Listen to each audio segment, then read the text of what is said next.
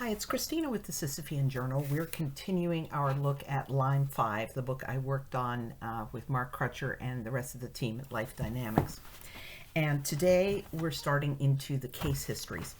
Now, I have to say, Mark and I had quite a tug of war about how to arrange these because I wanted them to be arranged in a way that kind of gave you a feeling for the woman and the circumstances. So I had things like teenagers having secret abortions, innocent bystanders having to deal with women suffering catastrophic complications.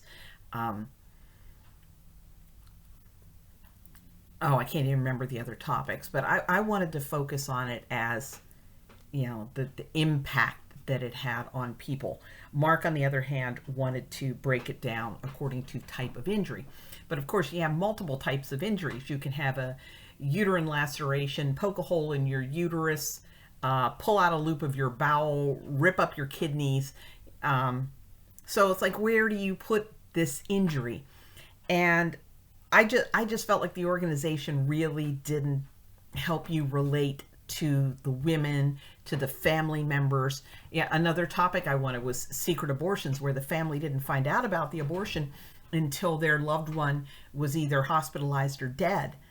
But that said, Mark arranged it the way Mark arranged it, so that's what we're dealing with.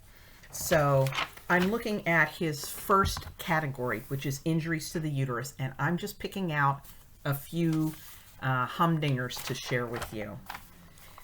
One that we found, technically it wasn't a legal abortion, but the woman in question didn't know. This was covered in the Abortion Profiteers series that I'm going to link to below. A Chicago area abortion referral service charged 16-year-old Louise a fee and sent her to an abortionist that she thought was a physician. But actually, he was a chiropractor who had failed his licensing test at least 3 times and later had his chiropractic license suspended. He'd used some kind of corkscrew-like device to attempt to terminate the 21-week pregnancy. This 16-year-old girl suffered a badly perforated uterus, was hospitalized for 11 days, and eventually had to have a hysterectomy. So the ever so trustworthy pro-choice people referred this 16-year-old girl to this. The next one is Barbara Lee Davis, who is the first death I know of at a National Abortion Federation clinic. The National Abortion Federation was kind of founded in response to a bunch of brouhaha over seedy abortion clinics. And the ink was barely dry on their charter when Barbara Lee went to have an abortion performed at Hope Clinic for Women by Hector Savalos.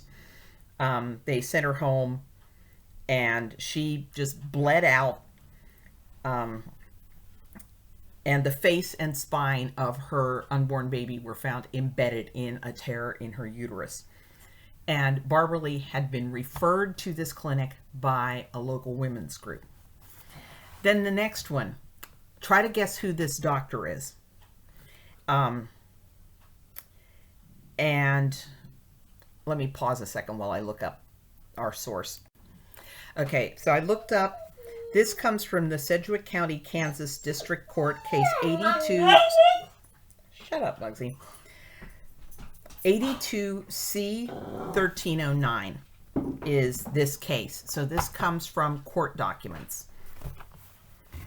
So Carol underwent a late-term abortion on May 13, 1980. During the 2-day procedure, which was completed on May 14th, her uterus was perforated. The doctor suspected that he had put a hole in her uterus and there would be a delay in her being discharged. So he had a staff member put her on an x-ray table and roll her into a storage room. Not only was this room not private, but a security man was allowed to come in and loaf there.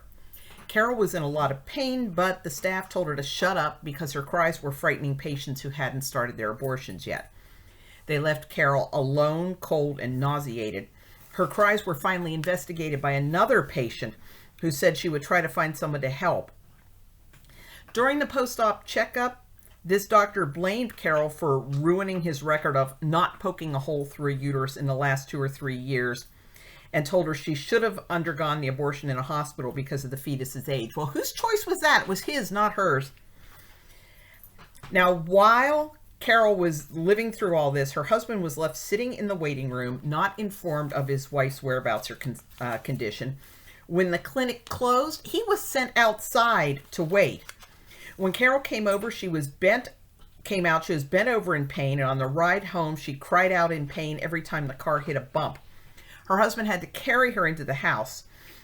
She had a pulse rate of 140 to 160 and a fever of 104. When they called the clinic, the doctor prescribed some medication. When Carol's husband came home from the pharmacy picking up the meds, he found her on the hallway floor where she'd collapsed after going into the bathroom to vomit. She hyperventilated, vomited again, lost feeling in her hands and feet, and turned bluish gray. On May 13th, she had a follow-up visit. The doctor told her she was still pregnant and a second procedure would be necessary.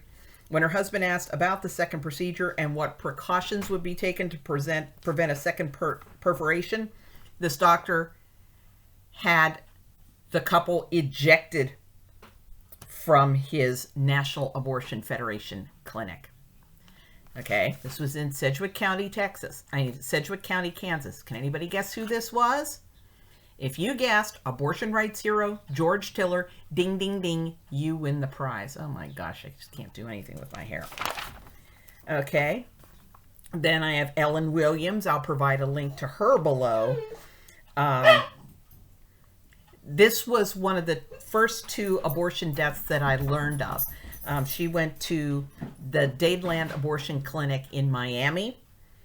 When she came back after the abortion, doubled over in pain, the clinic owner, Betty Eason, gave her some tea, had Nabil Ghali, who scraped her out again, and they sent her home with a bottle of antibiotics, even though she had a perforated bowel and she died of raging peritonitis. Then we have another one that if I had not seen the medical board documents, I would not have believed it, but I read the medical board documents. On December 30th of 1988, 19-year-old Hannah underwent an abortion by a doctor. I don't know who it was. You'd have to get the medical board documents, and I don't have them. You can ask Mark Crutcher for them. John Roe 135 did not administer anesthesia, and Hannah was in so much pain she had difficulty remaining still, repeatedly begged him to stop, and eventually lost consciousness from the pain. Roe didn't monitor her blood loss or assess her condition during the procedure. After pulling so hard on Hannah's internal structures that he bent his forceps, he used a pair of desk scissors. And then during the abortion, he accidentally removed her right ovary and fallopian tube, severed her left fallopian tube, caused a large uterine rupture, lacerated and destroyed almost 4 feet of small intestine, and left the fetus floating free in her abdominal cavity. She went into hypovolemic shock and was transferred to an emergency hospital.